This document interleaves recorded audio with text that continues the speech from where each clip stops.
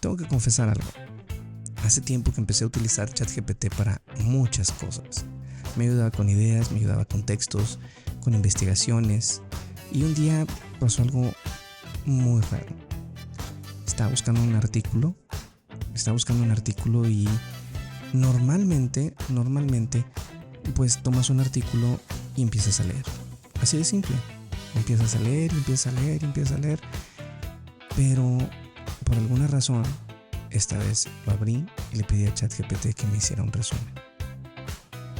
Entonces, en ese momento pensé, esto se está saliendo de control. Y me hice una pregunta, ¿la inteligencia artificial nos está haciendo más inteligentes o solamente nos está haciendo más cómodos? Bienvenidos, esto es Desmañanado, comenzamos.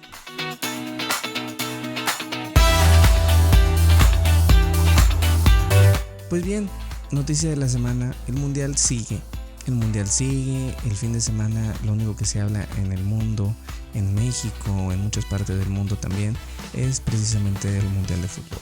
Este deporte que ha unido a muchísimos países, en donde ahora ya los países son hermanos solamente porque jugaron fútbol.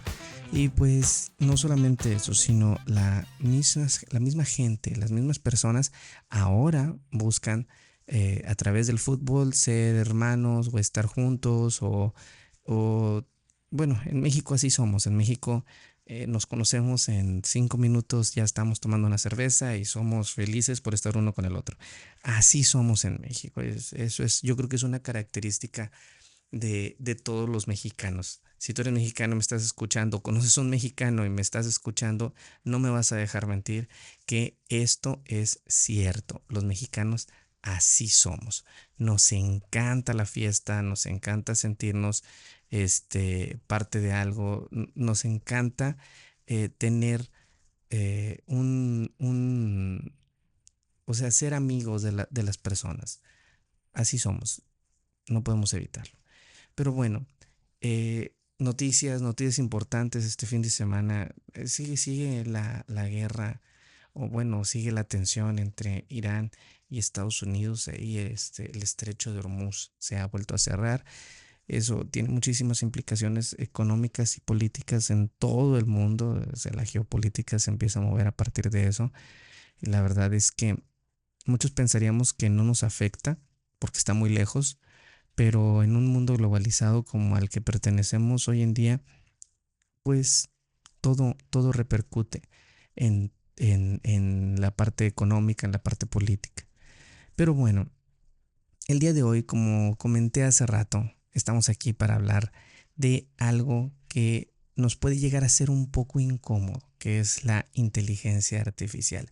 Y justamente cuando iba saliendo del hospital, estaba pensando en lo que sucede con la inteligencia artificial y cómo ha venido a cambiar nuestra vida, porque hay que aceptarlo. O sea, la inteligencia artificial es parte de nuestra vida y, y no podemos evitar, no podemos evitar tener una cierta dependencia incluso de esto, ¿verdad? Que es la inteligencia artificial. ChatGPT, Gemini, Grok, la que utilices, ¿verdad? Hoy en día la inteligencia artificial está metida en absolutamente todo. La inteligencia artificial ya no pertenece exclusivamente a las películas de ciencia ficción.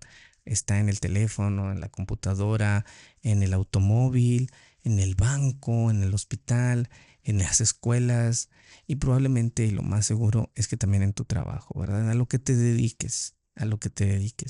Según diversos estudios de tecnología, la inteligencia artificial se utiliza por millones de personas por semana, ¿verdad? Para escribir, estudiar, programar, diseñar, analizar datos, incluso para resolver problemas cotidianos. Hay gente que dice, no, yo utilizo la inteligencia artificial. Bueno, gente que acepta que utiliza la inteligencia artificial incluso hasta para cocinar, para buscar una receta, para hacer muchas cosas. Y hay que hablar específicamente de lo que dice parte de la ciencia, ¿verdad? Algo muy fascinante es que, por ejemplo, se supone que nuestro cerebro pesa o representa aproximadamente entre el 2.5% del peso corporal en una persona normal, porque hay personas en las que obviamente va a representar mucho menos. Este, pero consume cerca del 20% de toda la energía disponible en el cuerpo. Eso es muchísimo. Eso significa que la quinta parte de la energía que se necesita o que se produce en el cuerpo, este, es para el cerebro. Y eso hace que el cerebro sea un órgano extraordinario, pero también sumamente eficiente. Y eso dices, bueno, ¿y eso qué, güey? Bueno, pues el hecho de que consuma tanta energía o que necesite ser tan eficiente nos habla de que también requiere o intenta ahorrar energía, ¿verdad? Intenta ahorrar energía porque obviamente si ahorra energía las puede dedicar para otras aplicaciones, ¿verdad? Como en un teléfono, o para otras tareas que puede requerirse el cerebro. Entonces, por eso empezamos a tener hábitos que empezamos a manejar casi en automático. ¿Para qué? Para ahorrar la energía del cerebro que no se tenga que gastar en eso. Y cada vez utilizamos herramientas en nuestro entorno adoptamos herramientas en nuestro entorno que hacen las tareas más simples o que hacen que las cosas sean más fáciles para que nuestro cerebro pueda guardar energía. Y pues la verdad es que la inteligencia artificial es una de esas herramientas. Y ahorita es la herramienta que más utilizamos, pero no solamente es la única herramienta que ha existido.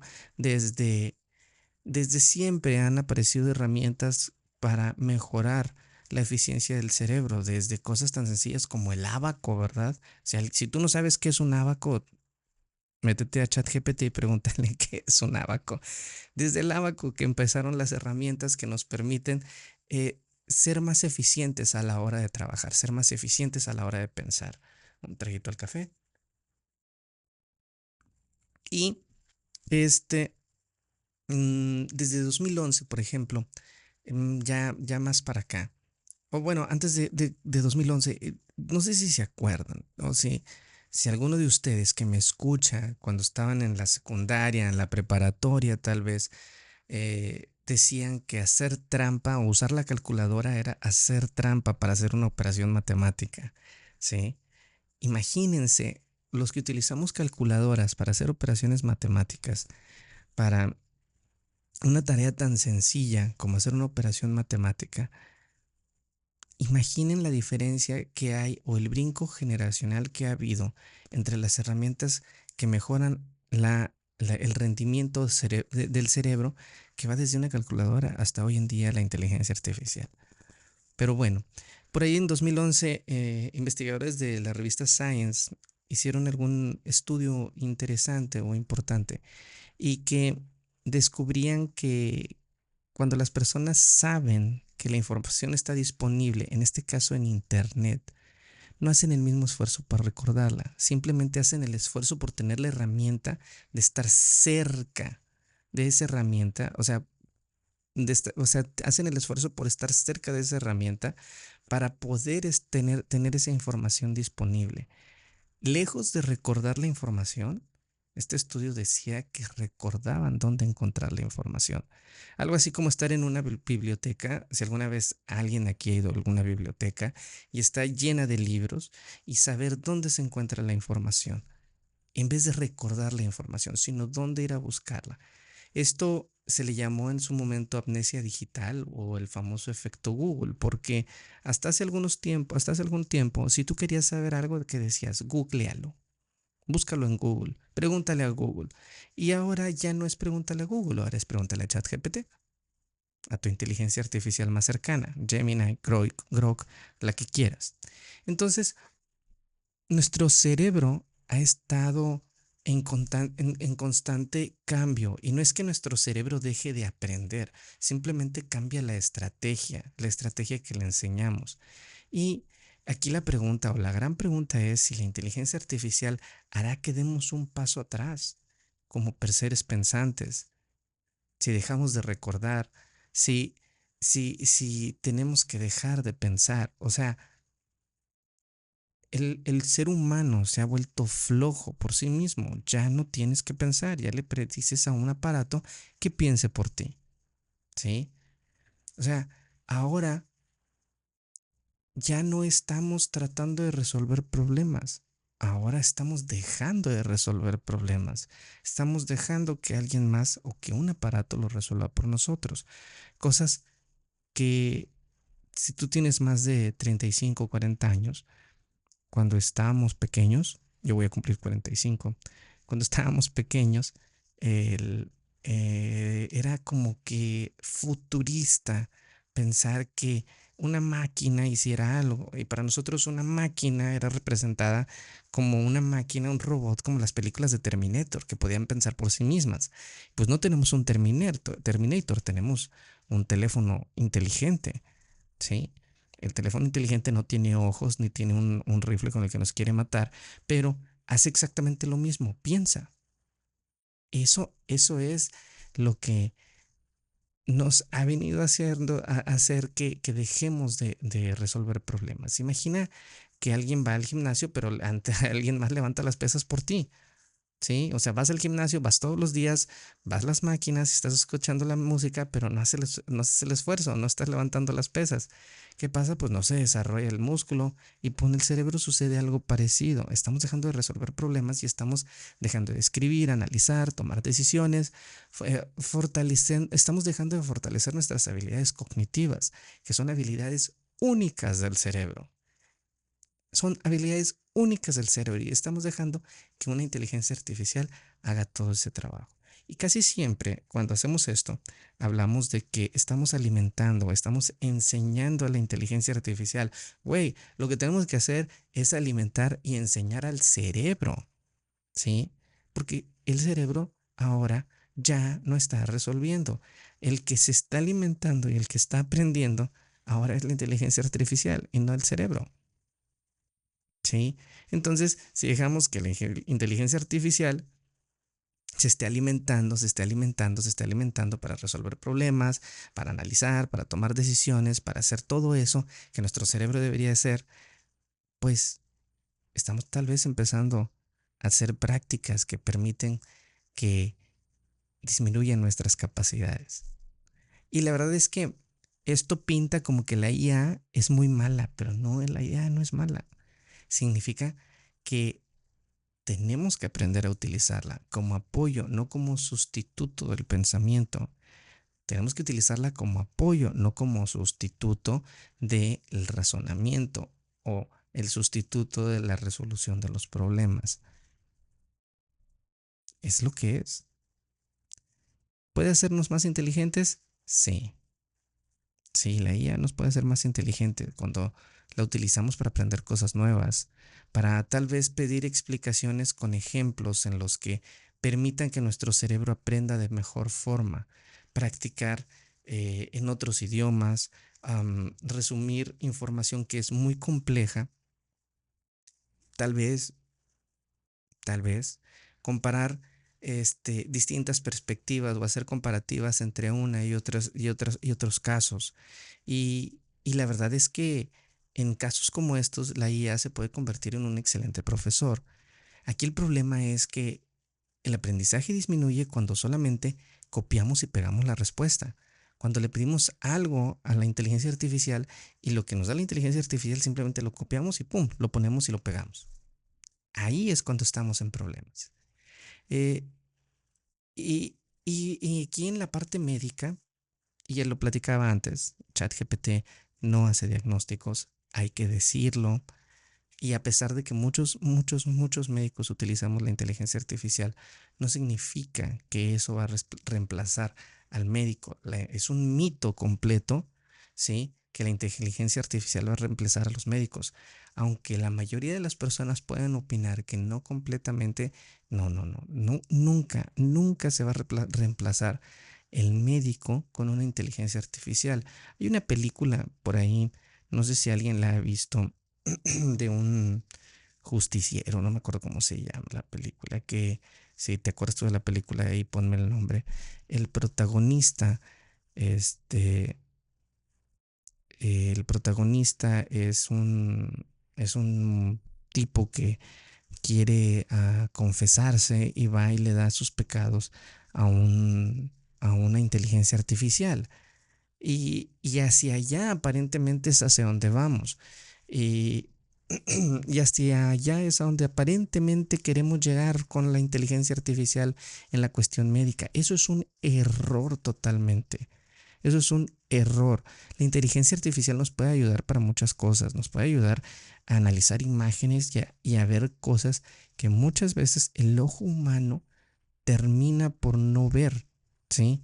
O puede tener alguna distracción y no se puede observar o no se observa. A lo mejor puede encontrar patrones, incluso puede sugerir diagnósticos, pero tiene que sugerirlos.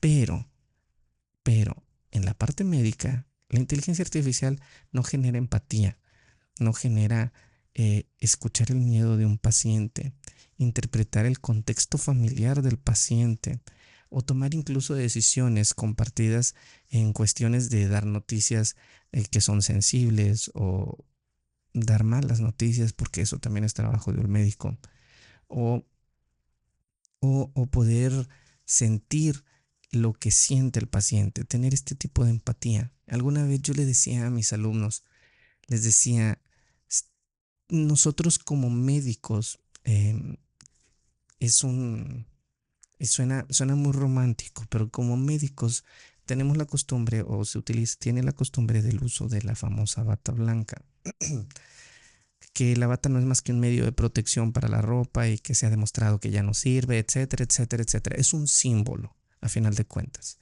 Y los que somos muy fanáticos o muy creyentes de que los símbolos de la medicina nunca se deben de perder, porque tienen una connotación empática entre el paciente y el médico, o de seguridad entre el paciente y el médico. Los que creemos que eso sucede, tal vez romantizamos un poquito de más el uso de esta vestimenta que es la bata. Pero yo les decía a mis alumnos, sean luz en el momento más oscuro de sus pacientes. El paciente no te busca porque quiere ir a platicar, no te busca porque se sienta bien, te busca porque está enfermo, te busca porque le duele, te busca porque se siente mal, te busca porque su cuerpo está fallando. Y siempre que el cuerpo falla viene acompañado de miedo, porque el ser humano, cuando le suceden cosas que no entiende, desarrolla miedo, y eso es normal en el ser humano. Entonces tú como médico, tú que estás enfrente de él, que estás platicando con él y que esa persona ha tenido la confianza de venir a platicar contigo y de venir a poner sus síntomas y poner su dolor, poner todo su entorno en tus manos como médico, ese tipo de cosas, eso tú tienes que atesorarlo y tomarlo de cada paciente como si fuera algo muy preciado, porque al final de cuentas lo es. Y vuelvo a lo mismo, tal vez estoy siendo demasiado romántico y estoy demasiado, ay, qué bonito, tal vez, pero es lo que yo siento con mis pacientes, es lo que yo creo de mis pacientes. Creo que cuando me dan esa oportunidad de ayudarles a mejorar, ayudarlos a sentirse bien, o cuando tengo la oportunidad y la desgracia de dar malas noticias, creo que siempre trato de hacerlo de la forma más empática posible, como si fuera yo, como si fuera mi familia, como si fuera mi hermana, mi mamá o mi esposa, mis hijas, alguien importante para mí. Y desgraciadamente, y digo desgraciadamente porque es la verdad, eso no lo vas a tener con la inteligencia artificial. La medicina, para los que practicamos medicina, sigue siendo profundamente humana. La medicina sigue siendo algo que va más allá de ser un papel. Si tienen la oportunidad de ver o de escuchar o leer de este doctor Patch Adams, incluso tiene una película ahí con, creo que es Robin Williams, el protagonista, que habla precisamente de algo. Yo la vi cuando estaba en la facultad de medicina, este, y y hay algo que nunca he olvidado. Los pacientes no son números de expediente, ni son números de cama cuando estás en un hospital. Los pacientes son personas, tienen nombre, apellido, edad. Y tenemos que ser muy, pero muy, pero muy, muy respetuosos de ese tipo de cosas. Entonces, este, la verdad es que la inteligencia artificial sí nos ha venido a ayudar, porque es la verdad, nos ha venido a ayudar, como lo comentaba al principio. Llega un momento en el que quieres ahorrar tiempo y tal vez muchas veces lo que queremos más allá de ahorrar tiempo es queremos simplificar las cosas, hacer las cosas más rápido, ¿sí? Hacer las cosas más rápido y eso es algo que nosotros como personas que debemos de permitir darnos el tiempo para poder aprender y para poder alimentar nuestra propia inteligencia, que no es artificial, es humana.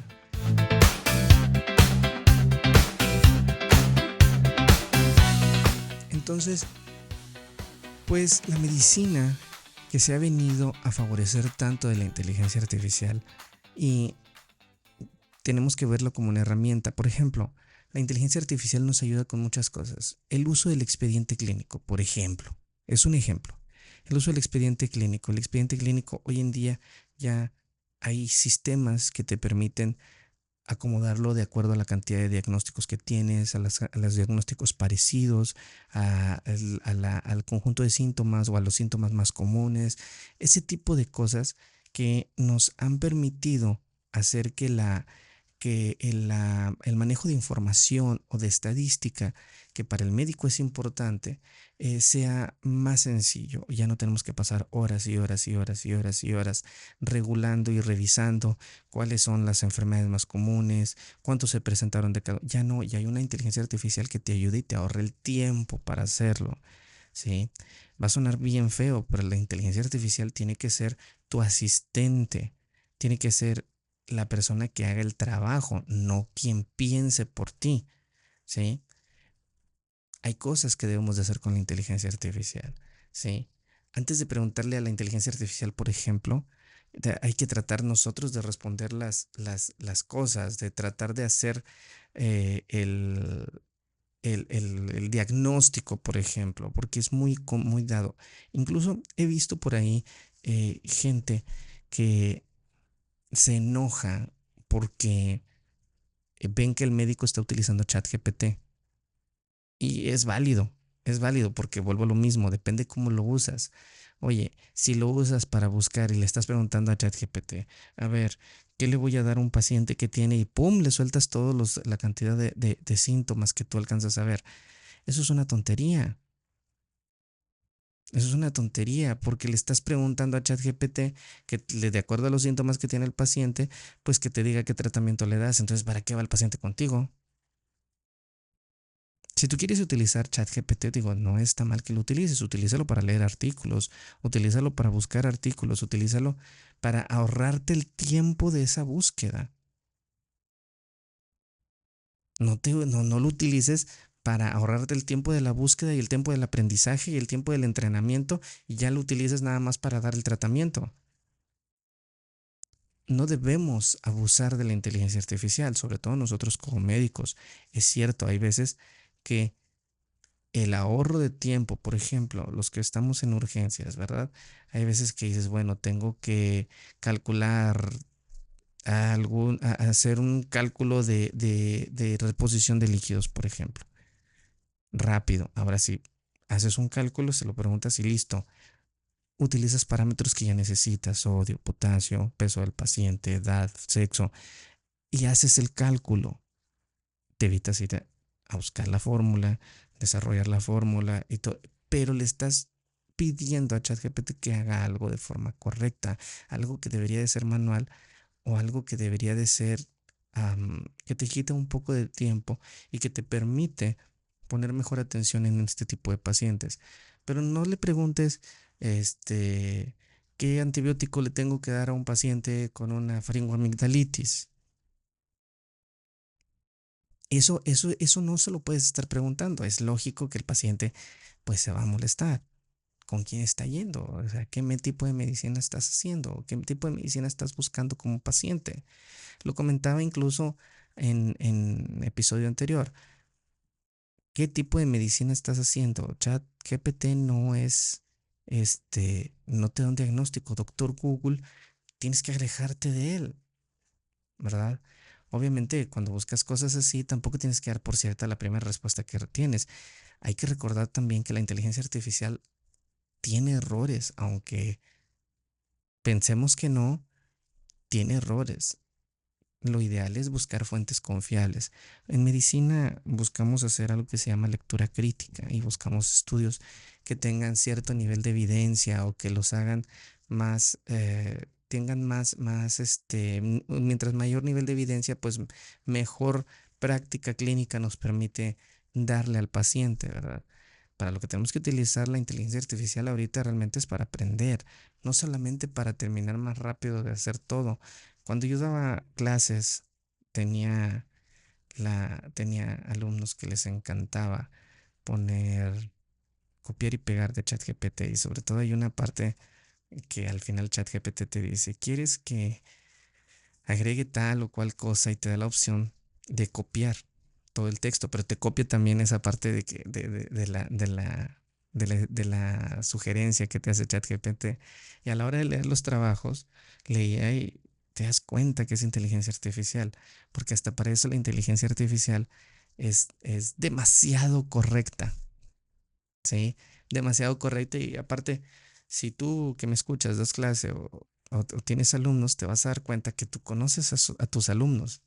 Tú conoces a tus alumnos, sabes lo que hacen bien, sabes lo que hacen mal, sabes cómo escriben tus alumnos. Entonces, este, me daba risa, me daba risa, escuchar o leer lo que me ponían de ChatGPT. Pero, bueno, vamos a hacernos una pregunta incómoda. Dentro de 10 años, tienes hijos y te preguntan, papá, mamá, ¿cómo resolvían los problemas antes de la inteligencia artificial? ¿Qué le responderías? Pensábamos. Hoy en día los niños crecen y crecen pegados a un celular. Nos guste o no nos guste, crecen pegados a un celular.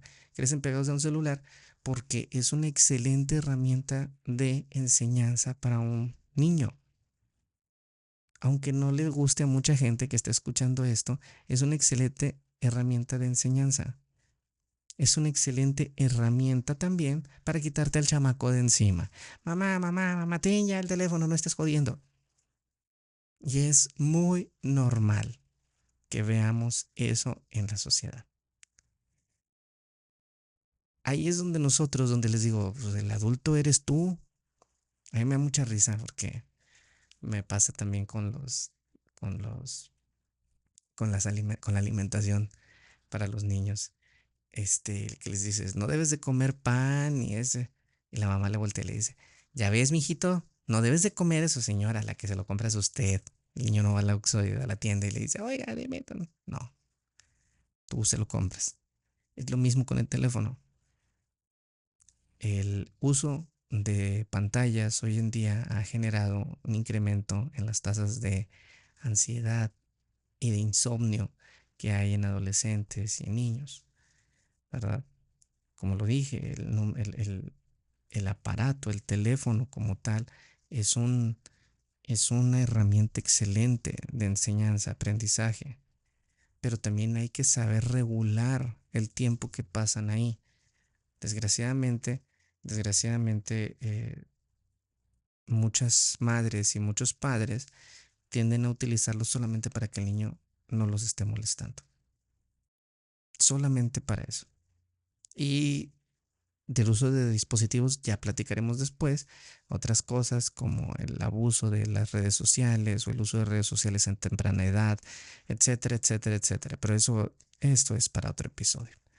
Entonces, yo les pregunto, si tu hijo te pregunta en 10 años, papá, ¿cómo resolvían antes los problemas? Y tú les dices, pensábamos. ¿Sucede que le dices pensábamos porque ya no piensan? porque ya el humano es más flojo, nos estamos haciendo tontos. O sea, o, por ejemplo, cosas tan sencillas como muchas veces que te pregunten, si tú me escuchas o me ves y te preguntan, ¿cuál es tu número de teléfono?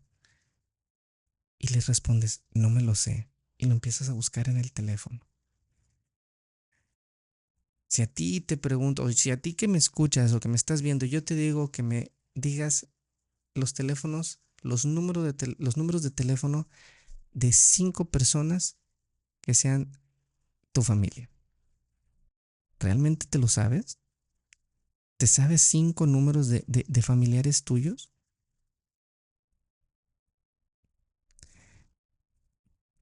La historia nos demuestra que la tecnología no nos hace automáticamente mejores ni peores, sino la tecnología depende o nos ayuda, depende de cómo la usamos. Al final de cuentas, la calculadora, el ejemplo que les ponía antes, no acabó con las matemáticas, el Internet no ha acabado con los libros y probablemente la inteligencia artificial tampoco acabará con nuestra inteligencia, pero sí tiene que, o sí ha podido incidir en la forma en la que cambia la forma en la que aprendemos, trabajamos, o la forma en que trabajamos y la forma en la que tomamos decisiones. La capacidad de tomar decisiones y la capacidad del ser humano de pensar no se va a perder nunca, porque eso nos hace diferentes como especie. La IA, a final de cuentas, es una herramienta que ya tenemos en nuestras manos, que llegó y no se va a ir. La inteligencia artificial es una herramienta, es, es algo que podemos tocar, que podemos palpar, pero nosotros no somos una extensión de la inteligencia artificial. Debe de ser una herramienta, debe de ser visto como tal, debe de ser visto. Las herramientas han aparecido a lo largo de la historia para hacer la vida del ser humano más sencilla y tenemos que utilizarla para eso. Para eso apareció la rueda, para eso aparecieron los martillos, para eso aparecieron clavos, para eso aparecieron sillas. Todos son herramientas. Todos son herramientas y todas las herramientas han venido a abonar algo a nuestra sociedad o a nuestra forma de pensar o a al humano para que pueda ir mejorando o ir evolucionando con el paso del tiempo. La inteligencia artificial debe ser eso. No debemos de ser presos de la inteligencia artificial ni adictos de la inteligencia artificial. Pero bueno, si tú, si tú te has vuelto dependiente de la inteligencia artificial, si la inteligencia artificial la utilizas en tu trabajo o si la necesitas para desarrollar tu trabajo, te vuelvo a hacer la misma pregunta que te hacía hace rato.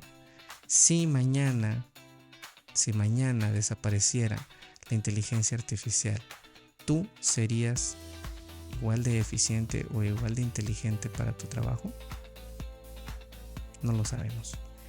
Pero bueno, yo soy el Dr. Daniel, esto ha sido Desmañanado. Si este episodio te ha hecho pensar, si te ha hecho creer y reflexionar en lo que estamos platicando de la inteligencia artificial, comparte con la persona que le pregunta toda la inteligencia artificial, hasta cómo cocinar, cómo hervir comida y hacer ese tipo de cosas. Ahora lo que quiero es saber tu opinión. ¿Las inteligencias artificiales hoy en día nos harán más inteligentes o nos harán más dependientes? Te leo en los comentarios. Nos escuchamos en el próximo episodio y recuerda que no todo lo que parece inteligente está pensando por ti.